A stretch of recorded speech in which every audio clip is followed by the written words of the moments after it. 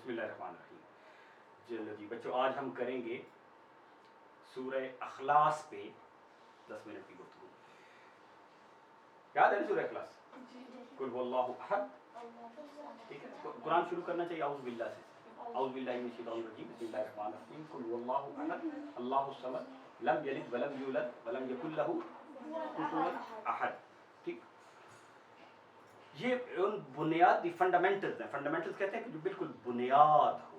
अगर बुनियादें ठीक है ना किसी भी घर की, या आप एक टावर बना रहे हैं या बिल्डिंग बना रहे हैं या अपना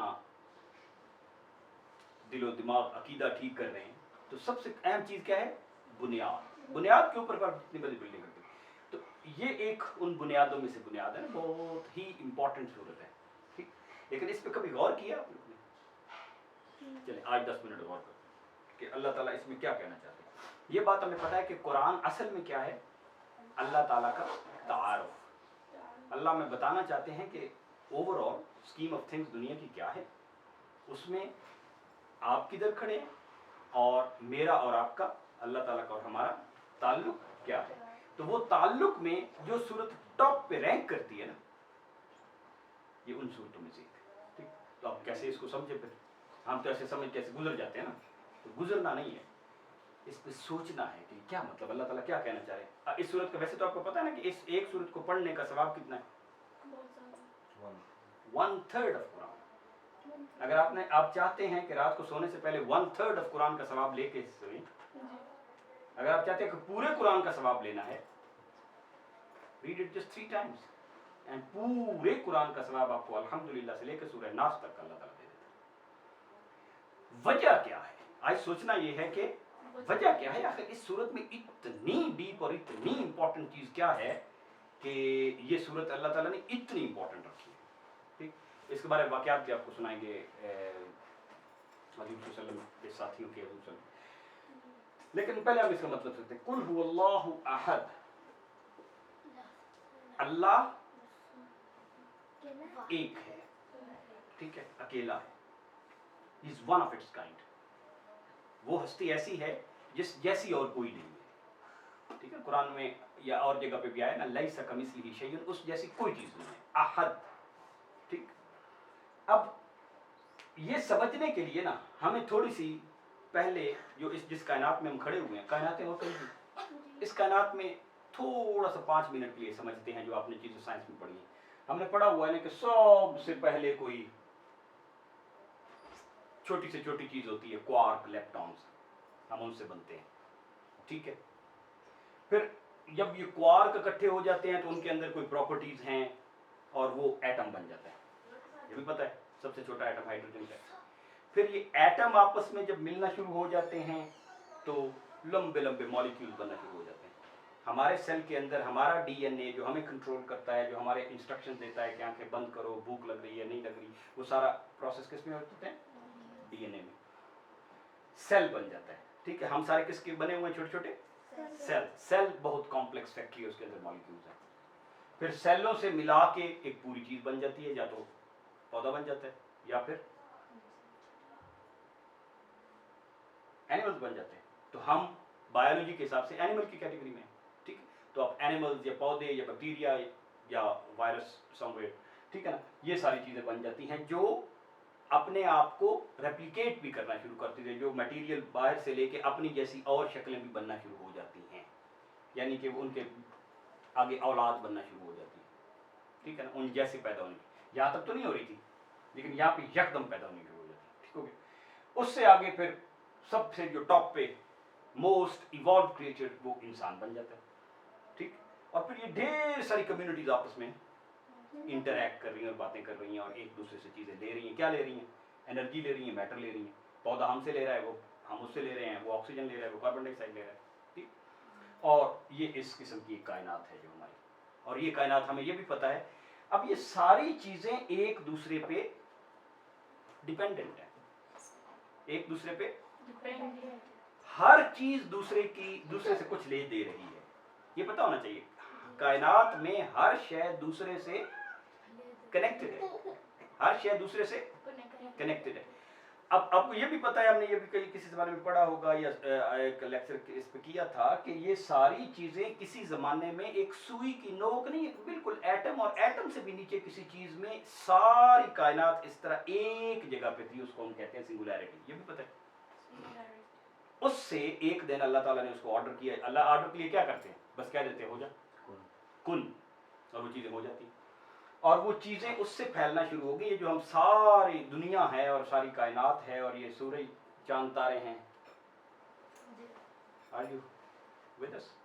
اوکے. تو یہ کسی زمانے میں اس سنگولیرٹی میں تھے. آپ سوچیں کہ اب تو آپ کو ہمیں ایک چھوٹا سا یہ چاک بھی ایسے کمپریس کر کے زیرو کرنا پڑے, کیا ہم کر سکتے ہیں؟ آپ اس زمین سے ملین ٹائمز بڑا بھی ایک ہتھوڑی لے آئے نا, of the size of the sun, تو you still cannot make it zero. لیکن کوئی زمانہ تھا کہ ساری کائنات اتنی سی تھی, سنگولیرٹی, ہم نے اس کا نام رکھا وہ سنگولیرٹی. پھر یہ ہوا, اور اس ساری چیز کتنے سال ہو گئے ہوئے؟ 14.7 بلین لائٹ ایئرس اگو. تو اس کا مطلب ہے کسی زمانے میں بالکل ہی کنیکٹڈ تھے نا. تو یہ اب بھی وہ کہ اسپیس ٹائم میں دور ہو رہے ہیں, لیکن they are still connected to each other, اور ایک دوسرے سے چیزیں ڈیپینڈ کر رہے ہیں. ٹھیک ہے. لیکن یہ ایک تو یہ بات پتہ ہونی چاہیے. دوسری یہ انٹرسٹنگ بات یہ ہے کہ اس کی جو پراپرٹی ہے نا کوارک کی, جب یہ آپس میں ملتے ہیں تو یہ اوپر جو چیز بنتی ہے وہ اس کی ٹوٹلی ڈفرینٹ پراپرٹیز ہیں, ٹوٹلی ڈفرینٹ پراپرٹیز ہیں. ہائیڈروجن اور آکسیجن ملے تو واٹر بنتا ہے, لیکن واٹر کی پراپرٹیز ٹوٹلی ڈفرینٹ ہیں. بڑے مالیکیول بنتے جو یہ بنتے ہیں, سیل بنتے ہیں, تو سیل میں ایسی پراپرٹی آ جاتی ہے جو اس کے اندر والی چیزوں میں تھی ہی نہیں, نئی چیز آ جاتی ہے.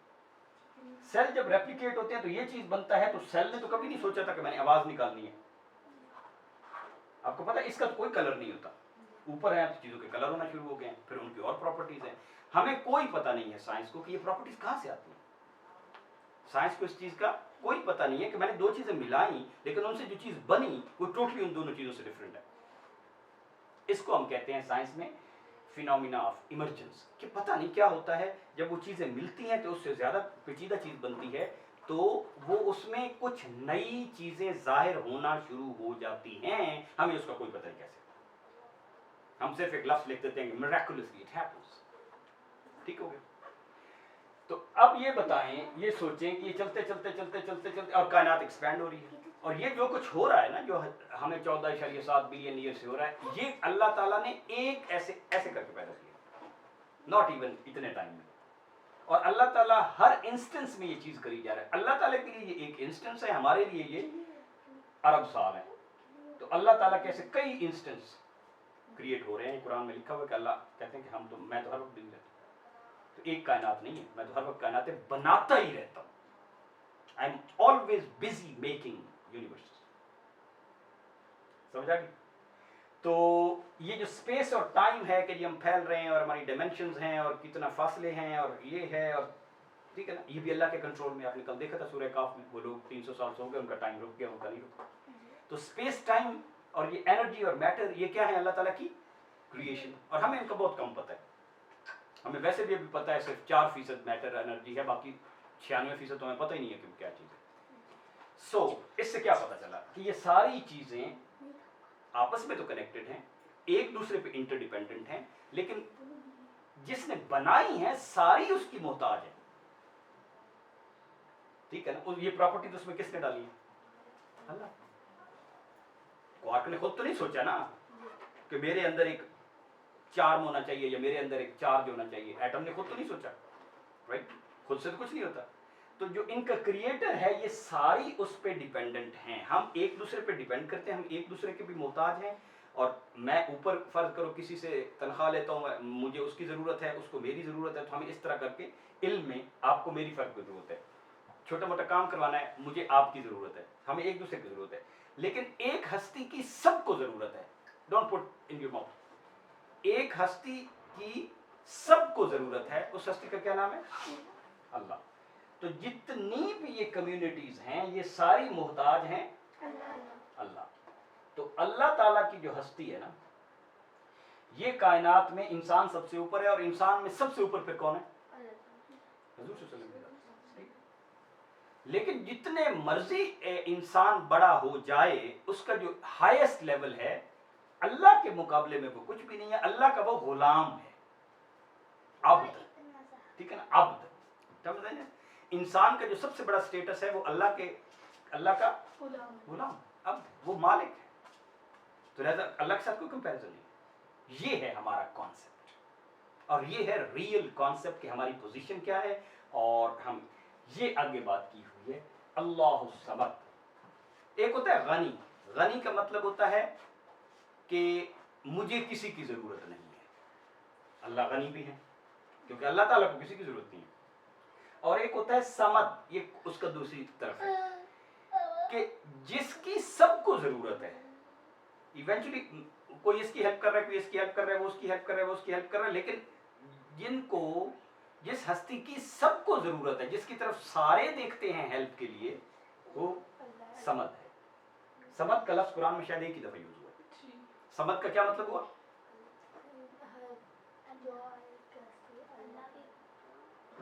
سمد کا بھی تو میں نے مطلب بتایا ہے، جس پہ سارے ڈیپینڈ کر رہے ہو۔ غنی کا مطلب ہے جو کسی پہ ڈیپینڈ نہ کر رہا ہو، لیکن اس کی ریورس سائڈ دیکھیں تو کوائن کی دوسری سائڈ ہے جس پہ سمد کا مطلب ہے جس پہ سارے ڈیپینڈ کرو۔ تو یہ آپ نے سوچنا ہو، ایک تو اللہ ایک ہے، یہ ساری جو چیزیں ہم دیکھتے ہیں دنیا میں، کائنات میں، لمیٹڈ سی کائنات میں، اللہ ان کے کسی بھی سیٹ میں نہیں ہے۔ خالق از اے ٹوٹلی ڈفرنٹ۔ خالق کی جو ایٹریبیوٹس ہیں، خالق کی جو صفات ہیں، وہ مخلوق میں ان کی جھلک اللہ تعالیٰ نے خود کا نظر آتی ہے کہ اپنے اخلاق کو میرے اخلاق پہ کرو، میں رحم کرتا ہوں تم بھی رحم کرو، ٹھیک ہے، میں معاف کرتا ہوں تم بھی معاف کرو۔ لیکن جو ہمارا معاف کرنا اور ہمارا کام کرنا، وہ اللہ تعالیٰ کے اس سے کوئی مقابلہ نہیں۔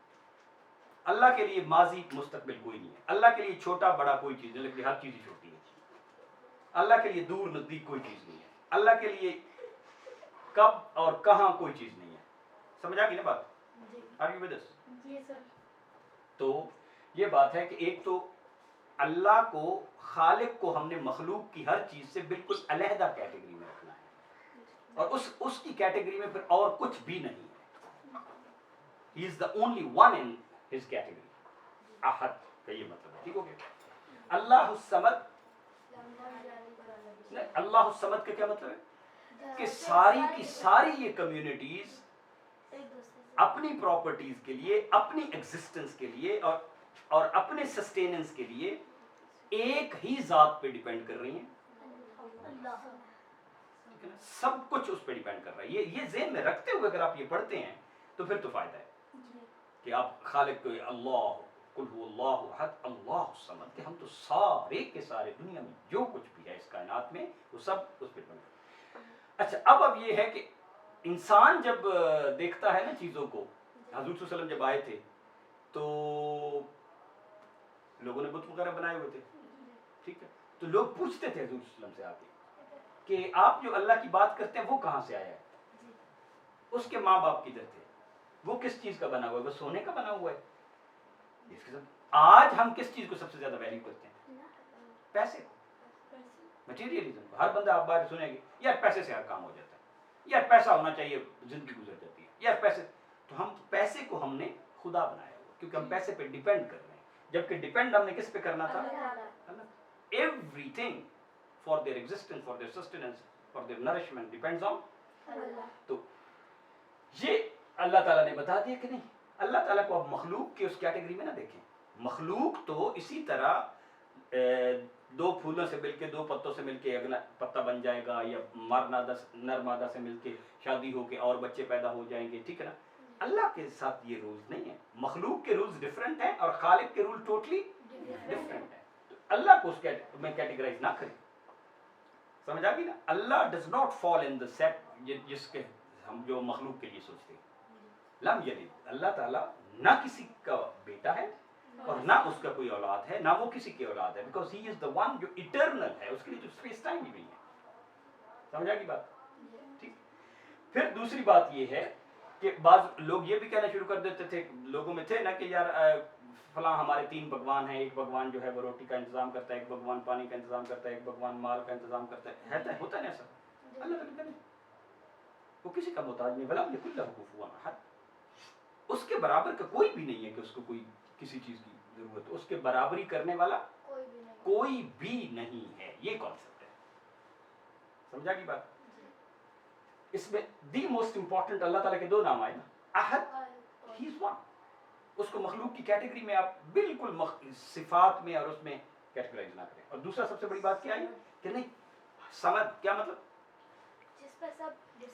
جس پہ سب ڈیپینڈ کرتے ہیں. بس یہ جو دونوں چیزیں سمجھ آ گئی نا کہ وہ مخلوق سے سیپریٹ کیٹیگری اور سب اس پہ ڈیپینڈ کرتے ہیں. اب اس آیت کی ٹیکنیکل چیزیں تھوڑی سی دیکھ لیتے ہیں. یہ آپ کو مطلب ترجمہ آ گیا کہ ساری کائنات کی یہ ساری چیزیں اپنی پراپرٹی کے حساب سے میں بول رہا ہوں. تو بولنے کی پراپرٹی کس نے دی؟ ہمارا جو فیتھ ہے نا، فیتھ سب سے بڑی بات ہے. ٹھیک، فیتھ کے 3 پلرز ہیں. ہمیں یہ سمجھ آئے کہ اللہ تعالیٰ کا مقام کیا ہے، وہ ہمیں پورا سمجھ نہیں آ سکتا. ہمیں اپنی عقل کے مطابق جتنا سمجھ آ جائے، جتنا زیادہ سوچیں گے اتنا سمجھ آتا جائے گا. جتنا اللہ تک کے ساتھ محبت کریں گے، تعلق پیدا کریں گے، تو اس کے بارے میں سوچنا چاہیے اللہ سے. دوسرا، اللہ کے بارے میں ہمیں کس نے بتایا؟ حضور صلی اللہ علیہ وسلم. تو حضور صلی اللہ علیہ وسلم کو اور پچھلے انبیاء کو ماننا، رسالت کو ماننا، کیونکہ ہم نے حضور صلی اللہ علیہ وسلم کی زبان کا اعتبار کیا ہوا ہے نا. تو اگر ان کی زبان کا اعتبار نہ ہو تو پھر تو اللہ تعالیٰ کا یہ کانسیپٹ ہی. ٹھیک. تیسری بات یہ ہے کہ ہم اکاؤنٹیبل ہیں. ایک دن اللہ تعالیٰ ہم سے پوچھے گا جو بھی کر رہے ہیں. ہمیں جو چیزیں دی ہیں اللہ نے، یہ زندگی، یہ ٹائم، یہ مٹیریل، یہ ریسورسز، یہ باڈی، یہ امانت ہے، یہ میری نہیں ہے. یہ مجھے عارضی طور پہ لون دی گئی ہے کہ بھلا اس کا آپ کیا کرتے ہو. رائٹ. تو تین بنیادی ہمارے عقائد کیا ہیں؟ اللہ پہ، رسول پہ اور آخرت پہ. باقی جو ہیں کہ ملائکہ بھی ہیں، وہ اللہ تعالیٰ کے ان کے ذمہ کام لگا دیتے ہیں، اور کتابیں ہیں، وہ تو انہی کے ساتھ ہی ہیں نا، کیونکہ ان کی بنیادی تھی. اب اس میں جو 4 چیزیں ہیں جو اللہ تعالیٰ نے بالکل کلیریفائی کر دی ہیں، جس لیے اس کو اخلاص کہتے ہیں. اخلاص کا مطلب ہوتا ہے کیا ہے؟ پیورٹی. اخلاص کا مطلب پیورٹی. وہ کیا امپیورٹیز تھیں جو اللہ تعالیٰ نے نکالی ہیں؟ پہلی تھی، لوگ سمجھتے تھے کہ نہیں ایک وہ خدا، ایک وہ خدا، ایک وہ خدا ہے، سورج بھی خدا ہے، وہ انرجی دیتا ہے، ہم سورج کی وجہ سے زندہ ہے، تو سورج کو لوگ خدا مانتے تھے. سکندر اعظم مانتا تھا. ٹھیک. تو اللہ نے اس کا منع کر دیا نا، قل هو اللہ احد. ایک جو لوگ کاؤنٹنگ میں، ٹھیک، ہیلو ڈونٹ میک نوائز. دوسری بات تھی کہ لوگ کہتے تھے کہ کچھ چیزوں میں جیسے یہ ہے کہ وہ خدا یہ دیتا ہے، وہ یہ دیتا ہے، وہ یہ دیتا ہے. ٹھیک. تو اللہ تعالیٰ نے کہا نہیں، ایسی کوئی بات نہیں، سارے اسی پہ ڈیپینڈ کرتے ہیں، سارے اسی پہ ڈیپینڈ کرتے ہیں. تو اس کا بھی یہ کہہ رہا ہے کہ نہیں، آپ کاؤنٹنگ میں اگر یہ کرتے ہو کہ اللہ کے علاوہ بھی کوئی ہے، یو آر رانگ. اگر آپ یہ دیکھتے ہو کہ اللہ بھی کسی پہ ڈیپینڈ کر رہا ہے. لوگ کہتے تھے نا کہ اللہ کی بیٹیاں ہیں، یہودی کہتے تھے، عیسائی کہتے ہیں نا کہ اللہ کی بیٹا ہے. جب کسی کا بیٹا ہے تو وہ تو پھر اس کے بیٹے کے ذمہ کچھ کام بھی لگائے گا، اور بیٹا اس کے کسی کام بھی آئے گا. فرض کریں ہاں حضرت عیسیٰ علیہ السلام کو کہتے ہیں. ٹھیک. تو اللہ تعالیٰ نے کہا سوری، لم یلد ولم یولد. اللہ نے اس کا بھی انکار کر دیا، کلیریفائی کر دیا. اللہ تعالیٰ نے اس چیز کا بھی کہ آپ نے اس کو کوئی پراپرٹی دی ہوئی ہے اور کہا ہے کہ یہ تو مال دیتا ہے اور یہ رزق دیتا ہے، نہیں، ایسی کوئی چیز نہیں. اللہ اور سمجھ سب اسی پہ ڈیپینڈ کرتے ہیں. ٹھیک ہو گیا. اللہ نے جو لوگ یہ کہتے تھے کہ نہیں اللہ تعالیٰ نے بھی آگے اس کی اولاد ہیں یا بیٹیاں ہیں، تو اللہ تعالیٰ نے اس کا بھی انکار کر دیا. چوتھا، کچھ لوگ جو سمجھتے تھے کہ اللہ تعالیٰ بھی شاید کسی سے مشورہ کرتا ہے. ٹھیک ہے. اور اللہ تعالیٰ کو بھی کسی سے کچھ پوچھنے کی ضرورت پڑتی ہے. جو چاروں لوگ کسی قسم کا شرک کرتے تھے نا، 4 ہی قسم کے شرک ہوتے تھے سب. اس لیے اس کو کہتے ہیں سورہ اخلاص، کہ بالکل آپ کو خالص کر دیتی ہے، اللہ کے ساتھ آپ کا رشتہ بالکل پیور اور کلین کر دیتی. یہ ہے اس سورت کی بہت زیادہ بحث، اتنا زیادہ صاحب کہ آپ واقعی اللہ تعالیٰ کو پہچاننا شروع کر دیتے ہیں جب آپ اس صورت پہ کہتے ہیں کہ یا اللہ نہیں سب کچھ تیرے پہ ڈیپینڈ کر رہا ہے. میں اپنے ماں باپ پہ ڈیپینڈ کر رہی ہوں. اگر آپ سوچتے ہیں تو میرے ماں باپ کس پہ ڈیپینڈ کر رہے ہیں. تو اس کی آپ خوبصورت کوئی آپ کو چیز بتا سکتے ہیں. میں مثلا غالب نے اس ایک کے بارے میں بڑا زبردست کہا ہے، اسے کون دیکھ سکتا کہ یگانہ ہے وہ یکتا. کہ اللہ تعالیٰ کو کون دیکھ سکتا ہے، وہ تو اس ٹائپ کا ہے ہی نہیں. یہ دیکھ سکنے کی چیزیں ہیں وہ تو مخلوق ہے. مخلوق کا مطلب یہ محتاج. جو دوئی کی بو بھی ہوتی تو کہیں دو چار ہوتا. غالب کہتے ہیں کہ میں تو اتنی دور تک سوچتا ہوں اگر اللہ تعالیٰ کے دو ہونے کی کوئی دور دور تک امکان بھی ہوتا, کوئی پاسبلٹی بھی ہوتی, تو کہیں تو ہمیں پتہ چلتا نا کہ یہ کوئی دوسرا اللہ بھی ہے. نہیں سمجھا.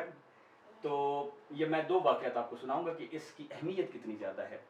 ابو ذر غفاری ایک صحابی ہے جو زہد میں بہت اعلیٰ تھے, باقی صحابہ سے بھی آگے تھے تقویٰ میں اور عبادت میں. تو ایک دفعہ حضرت جبرائیل حضور صلی اللہ علیہ وسلم کے پاس آئے اور انہوں نے کہا کہ ابو ذر, جتنے آپ کے پاس مشہور ہیں, ہم اوپر فرشتوں میں اور ملائکہ اعلیٰ میں اور اللہ تعالیٰ کی محفلوں میں ابو ذر کا بہت زیادہ ذکر ہوتا ہے. اتنا ذکر آپ کے یہاں نہیں ہوتا جتنی ہم ان کی باتیں کرتے ہیں کہ ابو ذر ایسے ہیں, ابو ذر ایسے ہیں. اللہ کے یہاں ابو ذر اتنے بڑے صحابی تھے. تو حضور صلی اللہ علیہ وسلم نے ان سے پوچھا کہ اس کی کیا وجہ ہے. تو انہوں نے جو ایک وجہ بتائی, ان میں سے ایک وجہ یہ تھی کہ وہ سورہ اخلاص سے محبت کرتے ہیں. سورہ اخلاص سے محبت کرتے ہیں. سمجھا. دو وجہ انہوں نے بتائی تھی. ایک وجہ کیا تھی کہ وہ سورہ اخلاص سے محبت کرتے ہیں. بلکہ ایک صحابی تھے وہ امامت کرواتے تھے, تو وہ ہر دوسری صورت میں سورہ اخلاص پڑھتے تھے. پہلے میں کچھ اور, دوسری میں سورہ اخلاص. تو صحابہ کرام نے حضور صلی اللہ علیہ وسلم کہا کہ یا رسول اللہ, یہ ہر دوسری صورت میں سورہ اخلاص کے علاوہ کوئی صورت پڑھتی نہیں, انہوں نے فکس کر لی ہے. تو ان کو کچھ بتائیں کہ کبھی کبھی دوسری پڑھ لیا کریں. پہلی میں کچھ اور پڑھتے تھے, کیونکہ جو فرض ہوتے ہیں اس میں تو دو ہی صورتوں میں پڑھنی ہوتی ہے نا. فرض کی تیسری اور چوتھی میں نہیں پڑھنی ہوتی, صرف سورہ فاتحہ پڑھنی ہوتی ہے. یہ فرق ہے فرض اور سنت میں. سنت میں چاروں رکعتوں میں آپ نے فاتحہ کے بعد سورت پڑھنی ہوتی ہے. فرض میں صرف دو, پہلے دو میں پڑھنی ہوتی, باقی آخری دو میں نہیں پڑھنی ہوتی. ٹھیک. تو وہ جو پڑھتے تھے, تو حضور صلی اللہ علیہ وسلم نے دریافت کیا ان سے کہ آپ ایسا کیوں کرتے ہیں. وہ کہتے ہیں یا رسول اللہ مجھے سورہ اخلاص سے محبت ہے. تو حضور صلی اللہ علیہ وسلم نے پتہ اسے کیا بتایا, اچھا ایسی بات ہے تو اللہ کو بھی تم سے محبت ہے.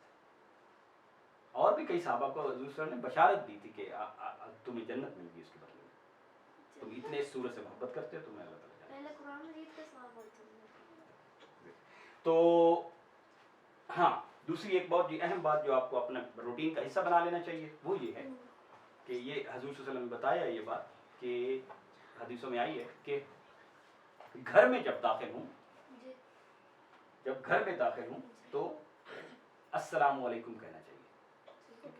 حضور صلی اللہ علیہ وسلم نے یہ بھی بتایا ہے جو ہمیں پھر بتاتے نہیں ہیں کہ اسکول میں تو ہمیں کچھ بھی نہیں بتاتے, کہ گھر میں کوئی نہ ہو, گھر میں کوئی بھی نہ ہو تو سلام بھی کرنا چاہیے. اور گھر میں جب کوئی نہ ہو تو دو کام کرنے ہوتے ہیں. آپ نے حضور صلی اللہ علیہ وسلم پہ سلام بھیجنا ہے, یعنی درود پڑھ لیں, السلام علیکم ایھا النبی کر لیں. ٹھیک, حضور صلی اللہ علیہ وسلم پہ سلام بھیجنا ہے پلس سورہ اخلاص. حضور صلی اللہ علیہ وسلم نے ایک بندے کو یہ بتائی تو اس کے رزق میں بہت زیادہ اضافہ ہو گیا. تو رزق میں اضافہ کی یہ بھی ایک طریقہ ہے, کیا, گھر میں سلام کر کے آنا. اور اگر گھر میں کوئی نہیں ہے تو پھر بھی سلام کرنا اور حضور صلی اللہ علیہ وسلم پہ درود و سلام بھیجنا اور سورہ اخلاص پڑھنا. جب گھر میں لوگ ہیں تو پھر آپ ایک ہی کام کریں گے, سلام کریں گے. اس سے رزق میں اضافہ ہوتا ہے, کیونکہ ہم ایک دوسرے کو سلامتی کی دعا دے رہے ہوتے ہیں نا. تو سلامتی کی دعا جو ہم سے نکلی ہوئی دعا ہے, دل سے نکلی ہوئی, وہ ضائع نہیں ہوتی. وہ اللہ تعالیٰ نے اس میں ویلیو اور انرجی رکھی ہے, ہم نے اس پہ بات کی ہوئی ہے. اور اگر گھر میں کوئی نہیں ہے تو کیا کام کرنا ہے,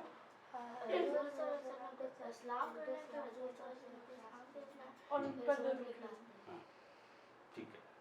تو یہ ہے وہ اللہ تعالیٰ پہ بہت زبردست یقین. اگر آپ نے ہماری لیٹسٹ ہسٹری میں وہ یقین دیکھنا ہو نا تو آپ محمد علی جوہر کی کچھ شاعری پڑھیں, آپ کو پتہ چل جائے گا. میں نے ان کی شاعری کا ایک شعر وہاں پہ لکھا ہے, دکھائیں, میں آپ کو پڑھ کے سنا دیتا ہوں.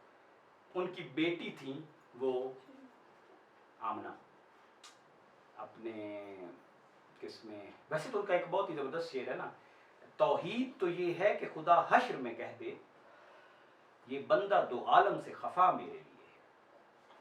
کیا بالکل دنیا کو اس طرح سمجھے کہ دنیا کیا بات ہے, اصل پہ تو اللہ تعالیٰ. جب اللہ سے محبت کریں گے تو آپ اللہ کی مخلوق سے بھی محبت کریں گے. مخلوق اللہ کا کنبہ ہے. یہ نہیں ہے کہ اللہ سے محبت کرنے کا مطلب ہے کہ مخلوق کو تو لفٹ نہیں کرانی. نہیں, جتنا آپ مخلوق سے زیادہ محبت کریں گے اللہ سے زیادہ نزدیک ہوں گے. تو یہ واقعہ میں سناتا ہوں، یہ آخری ہے کہ ان کی بیٹی بیمار ہو گئی اور ان کو انگریزوں نے قید کیا ہوا تھا، اب ظاہر وہ جا تو نہیں سکتے تھے، ٹھیک، بیٹی کا نام تھا آمنہ. تو انہوں نے جو شعر لکھے ہیں نا اپنے قید خانے میں، جیل میں، تو وہ شعر یہ ہے: میں ہوں مجبور پر اللہ تو مجبور نہیں. کہ میں اللہ پہ ڈیپینڈ کر رہا ہوں، تو بیٹی تم بھی تو اللہ پہ ڈیپینڈ کر رہی ہو نا، میرے پہ تھوڑی ڈیپینڈ کر رہی ہو. میں ہوں مجبور پر اللہ تو مجبور نہیں، تجھ سے میں دور سہی وہ تو مگر دور نہیں. وہ تو نزدیک ہی ہے نا، وہ تو کر لے گا. ٹھیک ہے. پھر وہ کافی شعر ہیں بہت ہی زبردست ہیں، وہ آپ کو نظم کسی وقت میں دوں گا، آنی چاہیے.